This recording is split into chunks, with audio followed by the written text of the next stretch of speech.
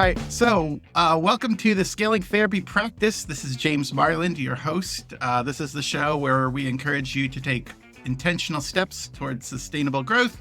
Today, I am joined with my co-host, Steve Biso. But I'm a licensed mental health counselor. Happy to be here. We have our special guest, Laura Long. What's up? And Laura is your badass therapy practice and some other things. Why don't you give us a little introduction to yourself? Man, that's why I wrote it out for you. I don't know where I don't know where it went. So this is a thing. I don't like reading it. Like, I don't like when I hear people read it, I'm like, oh, I know they're reading it. So yeah. That's why I like well, people. And when I wrote it, I was like, oh, this sounds so pretentious. Back to Steve. Well, this is my Giving it introduction. back to you. I've watched you. This is my introduction. I've watched you from afar. I've admired your attitude and like your ability to market. And then we met at a conference just recently and we had a conversation. I forget what it was, but it was really good. Like, it was a meaningful conversation to me in the hall about something, marketing or something that was going on at the conference. And I asked you to be on the show and you graciously agreed. And I'm like, awesome. I get to talk to somebody that I've been admiring for a while. So that's my introduction. Do you got anything to add? That's splendid. That? No, I think it adds to the fact that quote of people don't really remember what you say, but they definitely remember how you made them feel. So I too don't remember the content of our conversation, but I remember leaving that being like, I want to get to know this James kid a little bit more. Cool. Kid, even though you're like double my height. I'm about 6'2". So I just remember feeling like I was talking upward a lot. It was just a brief meeting, but it left an impression. So all right, so we're going to Likewise, James. Oh, well, thank you. Oh, you're just like my cold, icy heart, warming it up today. Thank you. So the topic of today's show is going to be marketing your services or your products and services, like not necessarily your therapy services, but services like business to business type services. So Laura has some of those and she's going to talk to us about it. But our first segment is going to be on a tool, tip, or tech of the week. And Laura has that. Laura has that for us today. So what do you got?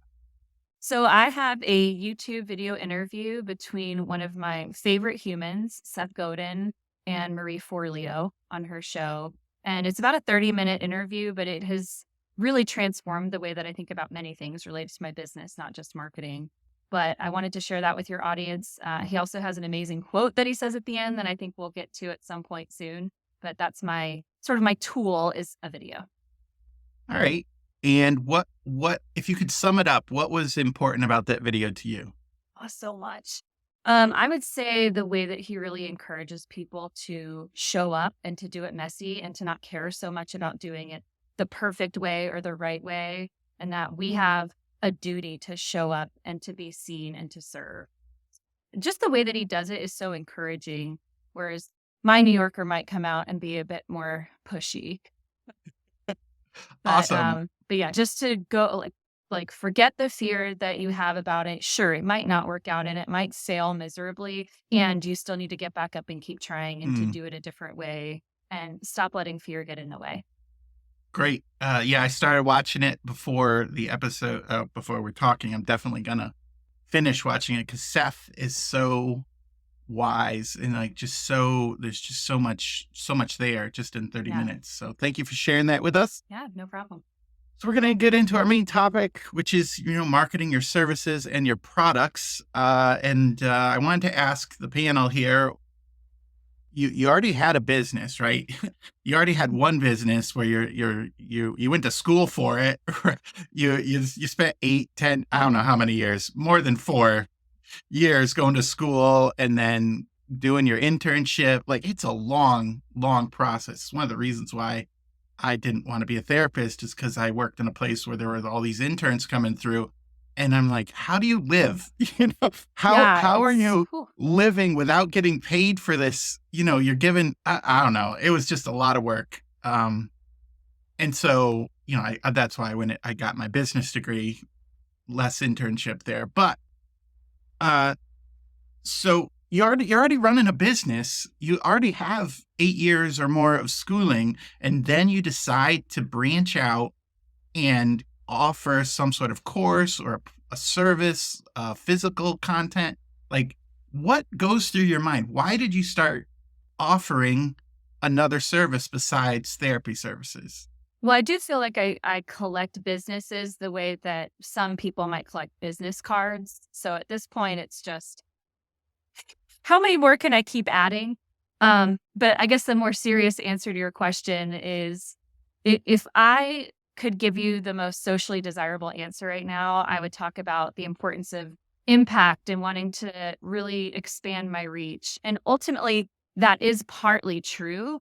And now that I've been in this business long enough, I see that as my primary purpose for continuing on. But what I will say is that my initial uh, motivating factor was that I had a shit ton of student loan debt and I needed to Mm. pay it off. And I couldn't pay it off by seeing more clients because I was already seeing as many clients as I could see. So I want to be real and honest about my initial intentions for creating courses. It was less to do with like, what is this amazing community that I could build? I just didn't even know it was out there. My goal was, how can I somehow put together something that's going to be valuable enough to where I can ease my family's financial burden? So that was the initial driving force behind your badass Hmm. therapy practice. What about you, Steve? Why did you get started in offering? I know you said you had a course. What get you started? I mean, you know, I wanted to be a therapist since age 16. And, luckily it's cheaper to go to school in Canada than it is in the United States. So I didn't have the debt. But one of the bad things about my attention span is that I worked for an agency for 15 years and I think I had 16 titles during that time. And that's no word of exaggeration. Literally, I counted them one day. I get bored easily doing the same thing over and over again. So, when I did doing therapy, mastering my private practice was one thing. But then I was like, okay, then what? I mean, I joke around with some people that the worst day of my life was when I got full of my private practice because that was the goal. I got there and then I'm like, crap, now what? So for me, it became the now what question that I had to answer constantly.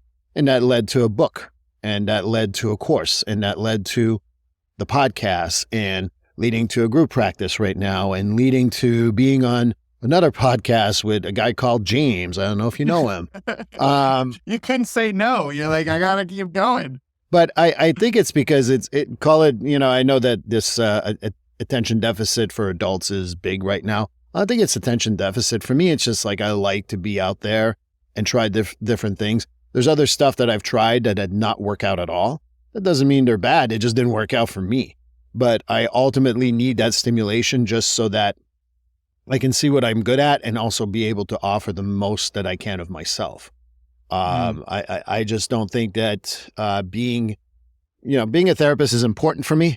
It's not the end all, the be all. Doing a podcast is important, but it's not an end all, the be all. Right now, I'm leading to another project where I'm working with a couple of people to co-author a book with them because they have trouble doing a book. So I'm like, oh, you know how to do it, Steve, and I'm helping it. It's on subjects that I enjoy. I'll keep that to myself for now. But ultimately, it's out of boredom for me and keeping myself going. So, and I just like, I'm not a therapist, but I offer courses. And one of the reasons I was offering courses is because I see a lot of therapists who have great ideas, but they struggle with the technical side. So I've grown up doing the technical side. I love audio, visual, PowerPoint, Kajabi, learning management tools. And so I thought that was something that I could do to help the world, but also help, earn the living and also get some good information out there. So there's a lot of reasons why people would do it. I think expanding the impact and reach was one of the things that once you have a full schedule, what do you do? What do you just stay there or do you keep going? What if somebody was listening to the show and they're thinking, all right, I'm thinking about offering a service, but I'm not sure where to start or what to do. Do either of you have advice on like how to get started offering something besides therapy services? Like what was the first thing you offered? Yeah. So I'll go. I would say to this person to maybe come up with a more robust or comprehensive list of any skill set they have, any challenge that they've overcome in their life. And try not to box themselves in necessarily. Like, let's say they're a therapist and they work with anxiety, and now they're thinking, well, maybe I want to create a course on anxiety because that's what I do day in and day out in my therapy practice. Well, that very well could, when they go down the rabbit hole of market research, they might realize that, oh yeah, there's definitely a need for a course on anxiety for a particular type of person. So I'm not saying that they shouldn't do that, but also maybe look at some other skill sets that this person might have that they could potentially package as an informational product. Because I'm not a huge fan of these like fly by night operations where they're just like going to dump a bunch of strategy and say, hey, like this is what you need to do to create a course. And this is going to be like your 6-figure side hustle or something like that. I find that more often than not, it doesn't really work in the long run. You really need to build something that's going to be sustainable for you and also sustainable for the community that you're trying to serve in a meaningful way. So I would say first step, make this robust list of anything that you're good at, anything you've overcome, a challenge that you've had, a personal experience that really changed you in some way that you could then bring to somebody else to help change their life in some way, whether it's mental health related or not. From there, probably picking one or two of those topics and doing a little bit of, I call it rabbit hole research, where you're literally looking through where do these communities of people hang out? So whether you're wanting to work with other therapists, which is what I've done, there are communities online where these people are hanging out, where they're congregating and sharing some of the challenges that they're having. So in my business school, we called when people would create a product and then walk around trying to sell it to people, we call that a SIS, which is short for solution in search of a problem. Yeah. And I think that is something that people can sometimes get caught up in because they think, oh, well, I talk about this topic day in and day out in the therapy room. So now I want to package it into a course. So then they jump ahead and they create what they think is going to be this amazing course for people on this topic. Then they end up going out into these communities online trying to sell it. And that ultimately becomes a SIS because what they didn't do is go to the people first. Go to the people whose lives they want to change and say, what are the challenges that you're having around this topic? And really learning, diving deep, going down the rabbit hole of what it is this community is really looking for. And then, only then, do you begin to build out a solution for them based on the challenges they're actually having, not the ones you think they're having. So those would be some of the tools that I would say just to start off if you're wanting to build a course. Steve, do you got anything to add to that? I mean, that was a really complete response. But one thing that you mentioned is about meaningful. And I think that that's the very big key for anyone who's going to create a course or go on a podcast or what have you. You have it to be meaningful to yourself because you want to pursue it constantly. I don't mind talking about anxiety as a therapist. If you told me there's a need for anxiety treatment or group or whatever, I'd be like, that's freaking great. I have no passion whatsoever for that stuff. So for me, it wouldn't be something that I would do. But people who have heard me here or heard me on my own podcast, and they know I do a lot of work with first responders. And that is an absolute passion of mine that has not waned in 10 to 15 years, if not more. And that will continue. The part of the projects, I'm going to break a little wall here and say that part of the project is something about first responders, but I'm doing something, like you said, that is very important. Oh, they have a need. Let me write a 250-page book. No.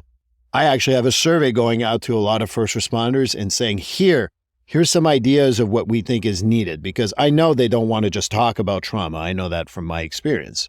But what else do they talk about? I think I know what they want, but until they tell me what they want, I'm not going to assume the answer. And I think that part of it that I want to add is if you create an idea, surveys are the best tool that we have in order to see what people need.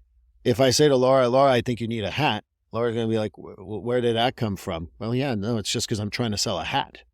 If Laura says, you know what, I could really use a hat, guess what? I have a business selling hats. It says Long Island on it. But at the end of the day, all joking aside, it's really about surveying the people in order to get what they want and get a feel. That's how I did my book. I got a lot of ideas from what clients felt was helpful in my treatment. Not, I didn't tell them this is helpful for your treatment. And there's a difference between dictating versus receiving the info and working off of that. One of my coaches said it this way. It's like, who before how, who are the people that you can help the most, to help the quickest, help the best? Who do you want to work with? Who are you passionate about? Steve, I bet you would write that you would continue to work on first responder stuff, whether you got paid or not. Cause that's just you. It fires you up. It gets you excited. It keeps you motivated. You feel your most success there. So part of your answer is who do I work with? First responders and people like that. It's not necessarily, trauma or anxiety. It's like the who of the people. And because I loved how Laura was like a solution in search of a problem. That's the how. Like if you start with the how first, like how am I going to sell this? How am I going to reach these people? You've started one or two or three steps too far. You're just too far into it. So find those things that energize you. Both of you just did a really good job of explaining that for the person who is thinking, I have an itch to expand my influence. I have an itch to do more. Maybe it's I don't want to sit behind the desk for 30 hours a week or whatever that you're doing. So that's a great place to start. So that kind of leads us into this quote you sent me, Laura. Let me pull it up here. Let's talk about this quote for a second. It's from the video you sent, and it's from Seth. Seth says, "Our goal isn't to touch everyone. Our goal is to touch someone, to change someone, just one person.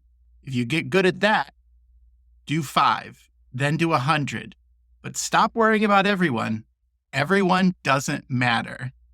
Can you unpack that? What you sent it to us as, can you unpack that quote? Like, what does that mean to you? Yeah.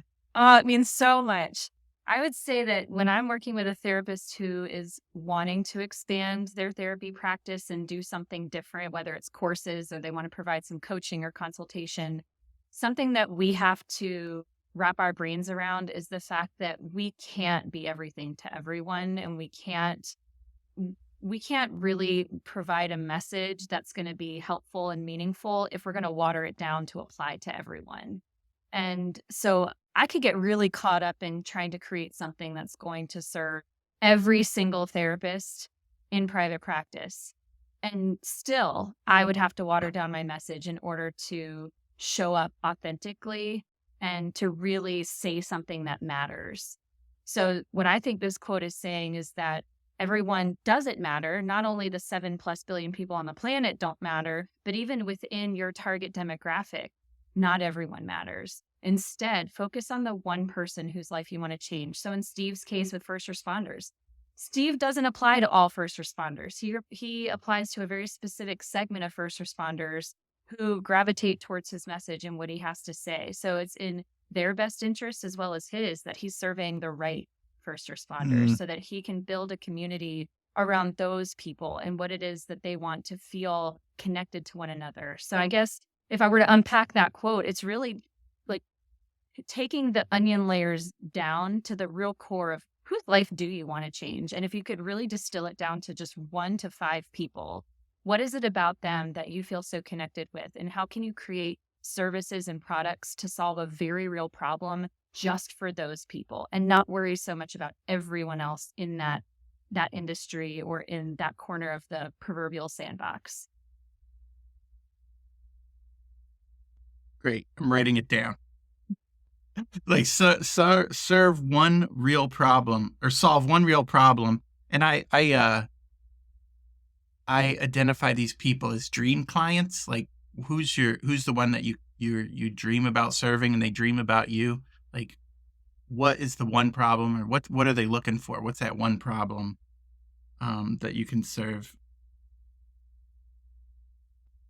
And it's almost like a journey. I've talked about this before, but if you're a bus company and you start in Massachusetts and you're taking people to Florida, everybody who's going to Florida could get on your bus. But what you really want to do is take people, if you want to go to Disneyland or Disney World, you just want to take the people who want to go straight to Disney World, or they want to take that trip to Disney World. They don't want to go to else is out there, Universal or SeaWorld or something.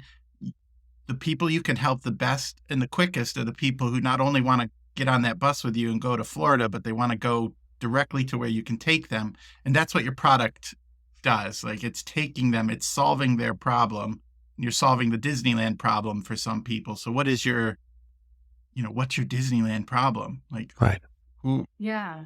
Well, and if I could just for a second continue with you on that analogy, what I love so much about it is that it's not just about you and the people, because by you putting this busload of people together who all want to go to the very same destination, you've now created this community essentially on this proverbial bus where they now get to communicate and share with each other. So you've set the stage, you've created the platform. Hey, I only want people on this bus who want to go to this very specific location, and they're all on there, and now they get to connect with one another. And I think that's the beauty of building something online that I didn't realize in the very beginning when I cared so much about paying off these student loans. Only now I'm looking into this going, wow, how amazing is it that technology allows us to build a platform, put a bunch of people in that platform who share one very specific but common challenge, and then create a culture around that where people can support one another. And it's not necessarily about you being, okay, I have all the answers to solve this problem for you. But saying, hey, I can serve as a guide and a support. And also, here are 3,000 of your closest friends who can help you too. And it's more fun to do it together. There's less, if you're all heading in the same direction, it's more fun. There's more engagement, and it's less the person who wanted to go to, I don't know, what's in Ohio that has if they head to a theme park in Ohio, Cedar Rapids or something, those people who want to go there are not happy. Sure, they're going to an amusement park or they're going down, but they're not happy because they're going in a different direction. They got on the bus, but they're heading in the wrong place. And so that community aspect is really important, because if you can harness hey, we're all going to Disney World. Oh man, what a party that bus would be. Right. Going down. And what do you got? And the only thing I want to add is that Ohio, by the way, it's the Rock and Roll Hall of Fame you want to go to. Okay. Let's go there first. Number two, it's also realizing what I liked about what you said is it goes a little bit of a niche type of thing that we've talked about before on this show. And what I was going to say is that how about a bus that goes down to Florida from Massachusetts, but it will also stop in South Carolina to go see Lisa and Laura. And again, that might be a smaller bus, but it's still the people we want to serve, so to speak. And I know I'm making a bigger analogy of what you're saying. Ultimately, it's realizing that niching yourself even to the right population is much more important than saying, I'm appealable to every single human being. Yeah. Awesome. You're creating a legacy, because what you're building is going to live far beyond you, hopefully, if you do it well. And if you care most about the people that you're serving. And also their problems are going to change over time. Steve was talking earlier about he gets bored. And I think that resonates with me. I'm sure a lot of entrepreneurial therapists feel that same way. We may identify as therapists. We may love continuing to do therapy, but there's also this part of us that wants to explore other interests and other things that extend beyond our role as therapists. And so if we can build a community, and a lot of these communities are going to be online, but they certainly don't have to be. But if we can build something online and it's valuable to people and they can't help but talk about it to others, to me, that's community-based marketing. That's been my number one marketing strategy for the better part of 8 years, is building something that's so good that people can't help but share it with others who are also on that bus, making those same stops, going to that same location. So yeah, I think you're leaving a legacy by doing it that way and focusing on the people more than just the topic. Great. So let's get into a few stories. If we have a little bit of time here to do a couple stories, Laura or Steve, what are some of your successes that you've had with launching new products or doing things, and or maybe the more relatable thing, what's some of the failures or struggles that you've had to overcome? Who wants to go first? Oh, that to me, Steve. you're pointing to James, but I'll go. One of the things that I kind of want to remind everyone who's going to be entrepreneurial is that you're going to have to fail in order to succeed. That's going to be the first thing I'm going to say. I'm going to move from our job, but it is relatable to what we do as a work. When I coach my, I coach my daughter's team, and there's 18 little girls they're 12 and 13, and they get upset after one mistake. And I'm like, look, if I don't make 10 mistakes in a day, I've had a pretty good day. And when I've done my launches, I've tried to start an emotional management coaching, which was not worked out properly because I didn't identify the right population I wanted to serve. Again, that was way too big. And that's what brought me my failure. And is it something that I'm proud of? In some ways I am, because I learned from that failure. And instead of beating myself up, which I've done plenty of that in my life, so that's good. But I also know that it's learning to what did I do and what can I do to change it? And it doesn't mean that you go after the same product and over again, but maybe thinking about it in a different way. That's how I got successful in my how to build a private practice. I'm up to a point where if you want the course, I do it every 6 months live, but every 6 months it's recorded. So if someone says, oh, I missed it, and I charge an amount extra. And the reason why is that I've niched myself into, and you get a 30-minute conversation with me about whatever you want to have about starting your own private practice. So ultimately, it's also looking at what you do well and then expanding on it if you can. So my success stories come really from experience, because when I did the first time, I said, oh yeah, well, I guess we can talk 30 minutes afterwards. People bought more of that course just because I offered that extra 30 minutes of personalized setting. So it's learning to know what your audience is going to be too, and knowing from your failures as much as you have from your successes.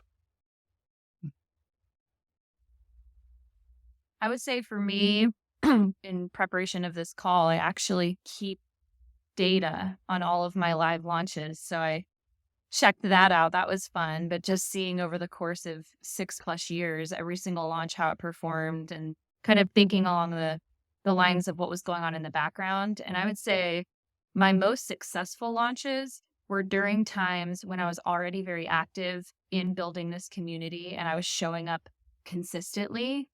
And I was also showing up in a way that I would have hoped someone would show up for me when I needed that same support. So I was just in it. I was showing up every single day. I wasn't getting caught up in vanity metrics or allowing fear to drive my decisions. But my failures, and I've definitely had some, my biggest failure of a launch was immediately following my most successful launch. Is that interesting? So I had this amazing launch, and then let me see the date of it. My most successful launch was summer of 2020, and my biggest failure was winter of 2021, so probably 6 months later.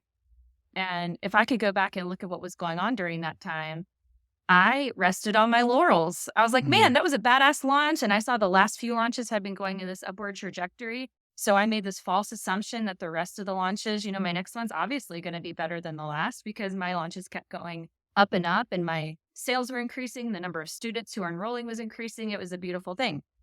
But then I started getting caught up in those numbers, because once you start tracking numbers, you pay really close attention to numbers, which can be both a blessing and a curse. And for me, I got really caught up in those numbers and focused so much of my attention on making those numbers go in the direction I wanted them to go in, that I think over time I started to forget about the importance of why I built this thing in the first place. So I stopped showing up as consistently. Another thing is that, and this doesn't get talked about very much, but when you start experiencing some amount of success, there's a bar, and I don't know if it exists only internally or if there's an external bar, maybe a little bit of both. But as you experience success publicly, the bar begins to raise. And with that bar getting raised, at least, this is my story, but I started feeling a lot more internal pressure. Everything I put out, whether it's a Facebook post or a blog or an email to my newsletter, had to be better than the last one I sent. So yeah, I think I was getting caught up in numbers. I was getting caught up in making sure that everything I was doing was better than the last thing I did. And under that pressure, I stopped showing up as consistently and as authentically. And it showed, because that next launch was the worst launch I ever did. I have a question about numbers then. You mentioned vanity metrics a couple times. What are the numbers that people would get caught up in? And what are the, like, if there's a vanity number, what's the opposite of a vanity number? Like a meaningful number? Like I a don't know. key performance indicator, maybe? That's a business term. Anyway, KPI. But yeah, what's a vanity metric and what's a key number that you would? Okay, so this might vary by industry, but I'll say for mine. So in the practice building industry, how many people like your posts does not matter. It might be helpful for like brand awareness, but if you're talking about a launch, the only number that matters is how many people bought it. Sure. It doesn't matter how many people are on your email list. What matters is how many people are opening up those emails. So, people will reach out to me and say, oh, how do I get my email list to 1,000? What I want to know is what percentage of people that are on your list are actually opening it? Because I can give you some ways to get your email list to 1,000, but you might have a 1% open rate. And that's not really going to do you a whole lot of service when you're trying to launch a product. So open rate matters, but the number of people on your actual email list don't matter. Because my email list has grown and has continued to grow, maybe not at an exponential rate, but it has grown consistently. But my launch numbers don't necessarily reflect that. Because what matters is people engaging with what you're putting out there. So like likes, follows, how many Instagram followers do you have? These to me are all vanity metrics. Podcast downloads. Yeah. It makes me feel good.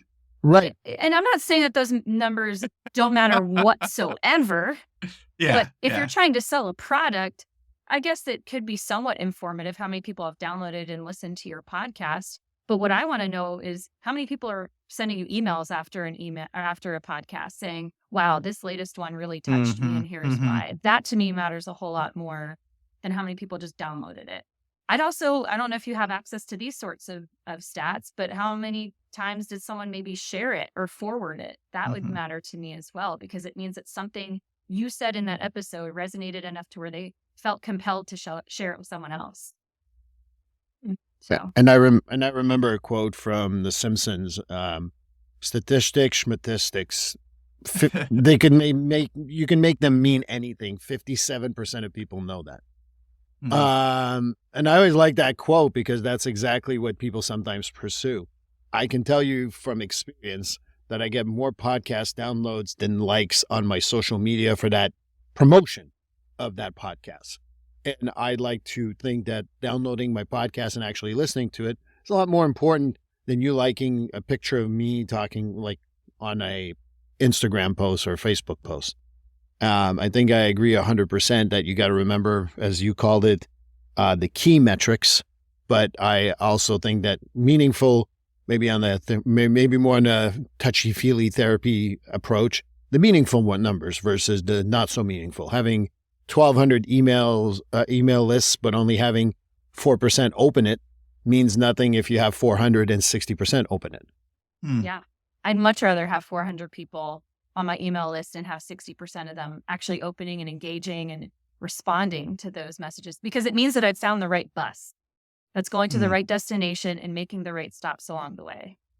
But if I have 10,000 people on my email list and only 10 of them are opening my emails, then I don't have enough people to pay gas to get to the destination,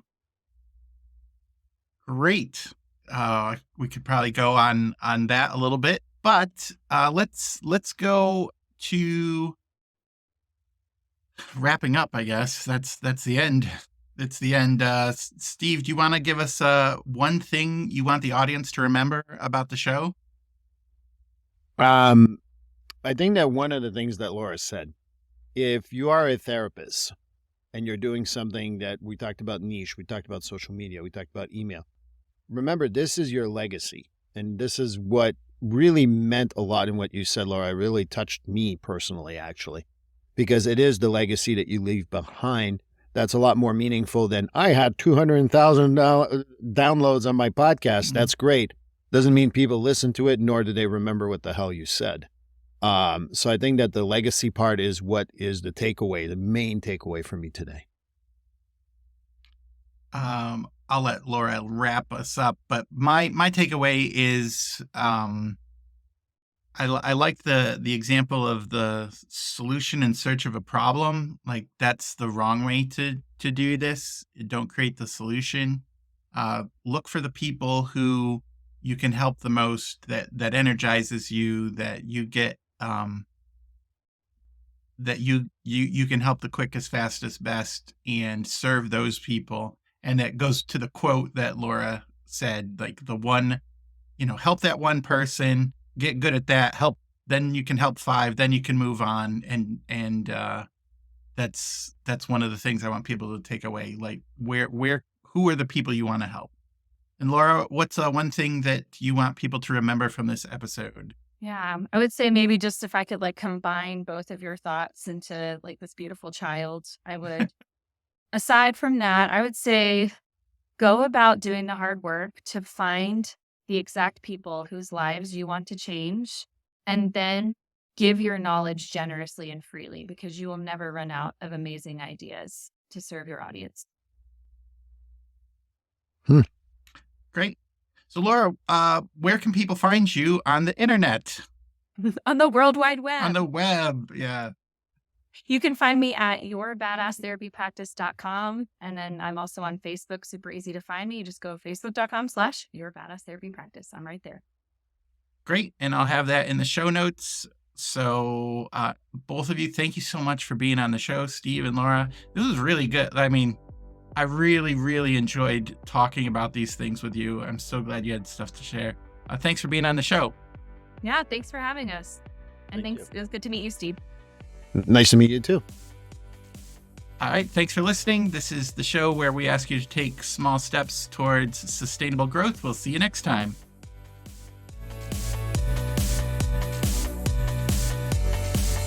Psych Maven is proud to support the Scaling Therapy Practice podcast.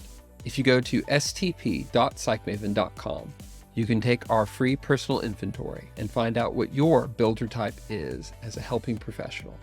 This assessment is quick and fun, and it comes with tons of customized resources with your results, so you can discover the best ways to scale that match your own personality. Find the assessment at stp.psychmaven.com.